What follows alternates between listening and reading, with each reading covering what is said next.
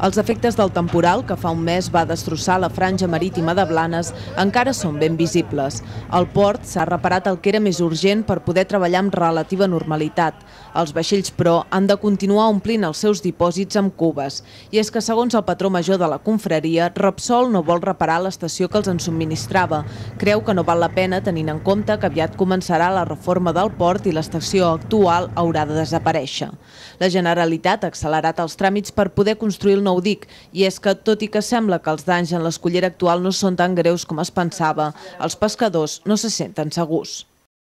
I el que esperem és que el port nou o la dàrsena nova de fora, que suposarà l'ampliació del port, que verdaderament es porti a terme el més aviat millor. Però esclar, parlant de molt de pressa, jo crec que estaríem parlant de 4 o 5 anys, i potser sóc molt optimista. Parlo d'acabar-ho, de començar-ho crec que abans d'un any, una mica més.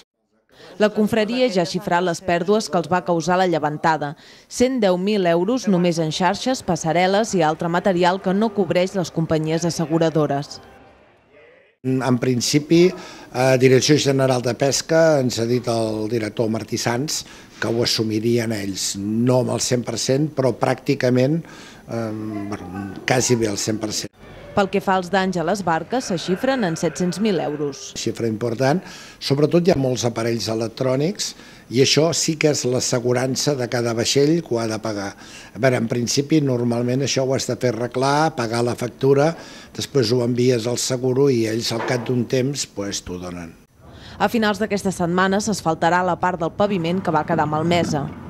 Els danys que el temporal va provocar a la resta de Blanes encara són ben evidents. Aquest dimecres l'alcalde i el regidor d'Urbanisme es reuneixen amb representants de la Generalitat i de l'Estat per exigir-los que moguin fitxa per poder-ho tenir tot arreglat abans de Setmana Santa, quan comença la temporada turística. I és que si bé les brigades municipals han complert amb la seva feina de neteja del passeig i de les platges, encara són moltes les tasques que queden pendents, com retirar les barques que van quedar varades a la platja o arreglar el passeig i la platja de Sabanell. Només amb la primera valoració de danys ja es parlava de vora 1 milió d'euros, bona part dels quals han de sufragar l'Estat i la Generalitat, que també han d'encarregar-se del gruix de les reparacions. Cal dir que treballadors dependents del Ministeri de Costes segueixen treballant a Sabanell, però el tros que depèn de la Generalitat de moment no s'hi està fent res.